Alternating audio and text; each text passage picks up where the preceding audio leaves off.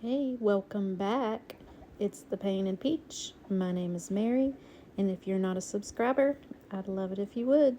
Today I'm in a playlist collaboration called Everything Flowers, hosted by Lady Red Crafting, Sunflower Tasha, DIY, or Gray House. Let's get started. Project number 1. I'm going to use this paint inlay. This is one from last year, and I've already painted my surface white, but I'm going to use green today. So I'm going to mix a couple colors and use those. I'm showing you some of the things we'll possibly use. I'm going to mix a lime green and a regular green together to get the green that I want. I'm just going to cover the whole area with the greens, the two greens, and I'm not worried about complete coverage, but I do want my paint to be not too thin because it'll dry fast, so I want all of it to be wet to be able to lay my inlay down. With these inlays, you have to have wet paint. It has to have something for it to stick to, or if you need it to be clear, you can use like a varnish or something like that. I'm going over this with a little bit of vintage white because it was just too dark for my liking. And then we're going to go ahead and lay down our inlay, and then we'll wet it. And then I'm going to use a stipply brush to make sure that it adheres well everywhere. You could also use a roller or just take a paper towel and press down, dab it, that's the word I'm looking for, dab it. All right, by the magic of television, it's the next day, it's all dry, and I am now pulling it back. First, I wet it really well, and then I pull it back. If it doesn't pull back easily, it's not dry enough, not wet enough. Goodness, can I talk? Anyways, and it turned out really pretty. We're going to end up covering most of this up, though, with our truck. But I'm just taking a sharp piece now and going through those cracks because I do want it to have the little slats. This surface is made from some old, not shingles, shutters. Goodness gracious. And that product I'm using up there, not my Gator Sander, but the other product is a kind of like a Mod Podge, but it's a gel matte glue. Goodness. All right, so I'm just taking the sander and kind of sanding some areas to make it more distressed. And then I'm going to put that Mod Podge-like substance. I'll put what it is in the description. I'm sorry y'all can hear that noise in the background. That's my dog playing with her bone. And I'm trying to get this video edited quickly, so anyways, here is the rub-on transfer I'm going to use. It's from Essential Stencil, and we are going to add that right onto the sign. I do have a little bit of trouble with it. The paint wants to pull up, but when I do these larger ones, I make sure I go over the whole thing, and then I start in one corner. So you'll see I do struggle a little bit, but if it sticks to the paint and pulls the paint up, I just go behind the plastic where the sticker is, because, you know, it's kind of like a sticker, and I just pull it from that side with my tool, and then it'll come off with the paint and everything, and then I just press it down. I don't know if that made sense to you, but that's what I do. So I'm just rubbing and pressing as I go, and making sure that if it doesn't come off, I put it back down to make sure that I get it on there. I'm not going to make you watch me do this whole thing, so with the magic of television, we have got to the end. So I struggled a lot up in this corner because the paint was, I guess, pulling off from behind it, and it was just a mess. But I do end up getting it off of there, so that's good. There is like a tear mark, white paint there, so I do end up fixing that in a little bit. So now that is on there, we are going to go through and cut those slats out again. I'm just using that tool that I used to press it down, and just going through there just so the truck is between each of the slats. Now I am thinking about putting a stamp. I decided not to do this. I end up not doing anything on the truck or any words on this, but I do go through a million things trying to find something to put on there. I may end up putting something later, but for now, I just needed to not put anything. Now I'm taking a little bit of that vintage white color and I am just dabbing it in certain areas, and I end up smearing it up there, and I also needed to fix that spot. So I am going to add some paint and try to fix it. This one doesn't fix it, so I end up grabbing a new one out and cutting a piece off, and that seemed to be the way to go. This one wasn't quite dry yet, and I think it needed to be dry to be able to adhere it well. So I end up putting some more green paint down, and we cut out a little piece from a new one and place it on there. Now, of course, this green paint doesn't match up well with the other because I have vintage white, but it'll end up blending pretty well once we get this finished. So now I'm just adding the pieces of flowers I want to add on, and then we will wet them and make sure they're good and pressed down, dry them up, and pull it back to see if it worked. I then wet it, and now we're pulling back, and it did work. Hallelujah. So we're going to add another one over here and get some more floral on there.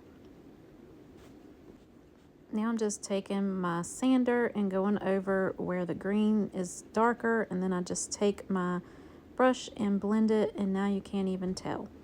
So that is that. On to project number 2. I have this giant round, and we are going to use some light pink paint and cover the whole round with light pink. I end up getting some of those paint inlays and laying them around the outside edge. I'm not sure in the end if this makes a difference, but I was trying to get some kind of a floral background around the edge. It didn't really come out as vibrant, which that is kind of what I wanted. Just wanted it to be a little bit of a background. I'm getting out this stencil from Chalk Couture that I've had for a while, and it's so big I didn't know what to do with it, so we're going to use it on this project.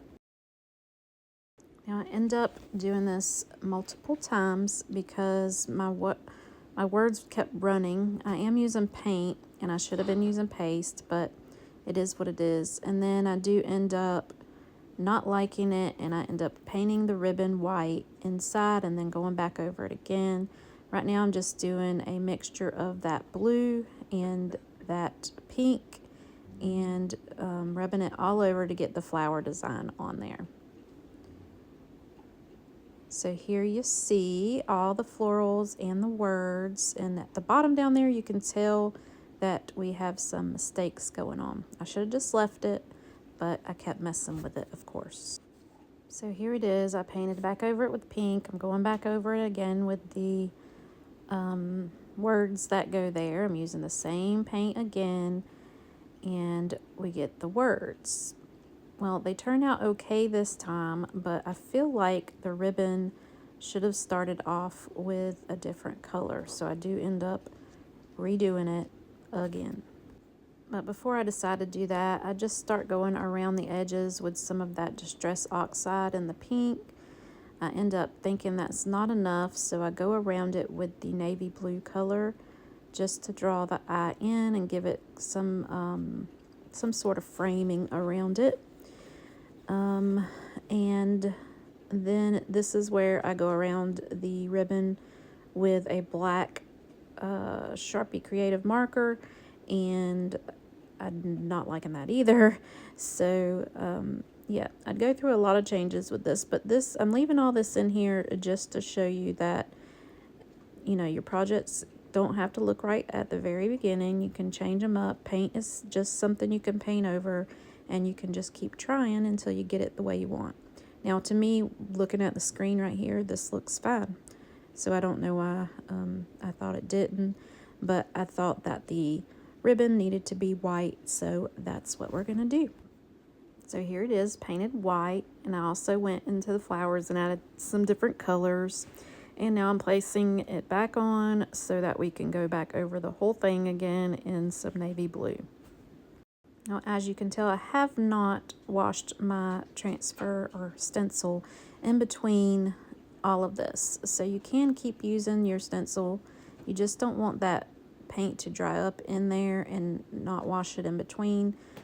Then it's just going to be stuck in those areas that you need it to go through. So here it is. I'm going back over it with the blue, and this will be my final way I leave it. I did get a little frustrated with this project. I'm not gonna lie. I don't really exactly like how it turned out, but looking from the camera, it looks pretty good now. All right, project number 3. These are some rain boots that I cut out, and I did the other side in some bright, vibrant colors. And we're going to do this one in a little bit more of a pastel on the other side. I think this cutout would be super cute in a wreath. The other side is pretty vibrant, and it would be cute with like a little umbrella and things like that. But I just cut it out for myself one day. I thought it was cute. And so we just painted the whole thing with some vintage white. And now I'm just sketching out where I want my flowers to go and where I want my boots. Once I do that, of course, I've got to grab what colors I want to use, and I'm going to use some yellow mixed with some white to get a really light yellow. I don't have any light yellows, so I really needed to dim that down a little bit. That was super bright. Now I'm just doing the background or the base coat of the flowers. I'm mixing a darker pink and a light pink together. I did the little daisy with white and yellow, and then we're going to do purple on this other one. I'll do some greenery and all that also, but this is just like the coat that I need underneath. And now we are adding the little greenery. We're using a lime green and green mixture, adding a little bit of that into our flowers. And the rest of this is just pretty much painting and getting it how we like it. I don't know about you guys, but this has really gotten me into the spring mode and all these colors and flowers. That's what I want to see. Winter needs to go. I am using a really pale blue to make the boots, and this is 2 boots. So I do end up like tracing out one of the boots and making sure that you can tell them apart. I just used a little bit of purple into my blue, and I went where the shadow should be for the other boot, and you can see there where I did that. Now I'm going in and just painting over it a little bit with some of that vintage white. I'm doing the front one just to make it stand out a little bit more than the other one. I did add a little white on the back one too, but I will end up adding some shadow in there. Now I'm just going back in with purple on my pink flower and just adding a little bit of shading here and there on each flower. All right, now I'm going in with a Sharpie white marker, and I'm just outlining the different flowers, and we'll outline the boots as well. I also added some polka dots onto the boots. Now I'm just going in with some of my vintage photo and doling it down a little bit, making it a little bit vintagey and not so bright. Going back in with my white to do my outline here and there, and then going back over my polka dots. I almost wish I didn't do this, but then I end up liking it once I start adding the stress oxide. So I used pink in the flowers, and now I'm going in and using a little bit of the turquoise color or blue, whatever that one is. I don't know what it's called. And that was the other side. This is this side. And now I'm getting the blue and doing the shadowing under the flowers, around the boots, and so on. And then I end up going in with some puffy paint and making those spots on the boots a little bit more prominent. You could not do that part, but I just thought it was something whimsical to do, something fun. All right, for my last project, I have this surface. I believe I got it from the Dollar General on clearance. And we're just going to paint the whole thing with a little bit of vintage white. Doesn't have to be perfect. We're going to be putting paper over everything. Just put the paint on there just to give me a base coat. Now I'm going to tear up some different papers. I have some green, some yellow, some music paper, and we're just going to tear it so there's no straight edges and add it to our background. Now that we have our background covered, I'm just adding a few little pieces to fill in, and we're going to dry the whole thing up. I used that same matte gel glue, decoupage gel, and that's what we used on this project. Now I'm just cutting out a flower vase from a greeting card, and we're going to use that on our project also. I do need to dull down the background a little bit though, so that the pieces I add on top stand out. So I will end up going over this whole background with a little bit of that vintage white. It's just like a dry brush, and then you can tell that it stands out much better. So we're just going to glue that right on with the same way we did the background and get that added on there. Once we get that on, we can start adding our different elements to make our project. So I have this that I found online, and it says trust in the Lord with all your heart, and trust is my word of the year, so I thought it was perfect. So I'm just gluing that right onto the background the same way we added our background, and now I'm adding a few more flowers from the envelope of that greeting card. Once you have everything you want on there, you can cut around your edges. And then I decided I wanted to add a few more things, another butterfly and another flower or two. Now I'm just taking that same black marker that I used earlier. Well, I used the white one earlier, but this one's the black one. And I'm using it to go around all my words and trace them over just so they stand out on the background. You don't have to be real neat, especially on those little words, because you're going to be going over them with your white Uniball pen to make the words more pronounceable. And then with the Lord word, we are going to just scribble around and be real whimsical, nothing like perfect, and go around those words also, or those letters. Now I'm going in with a black pen and just doing a little bit of outlining here and there on the flowers and the butterflies. And then I'm taking my Distress Oxide and going around the edges. Stick around for the final reveal. Today was a playlist with everything flowers. You can find the link to the playlist in my description, as well as a tag for all of the hosts.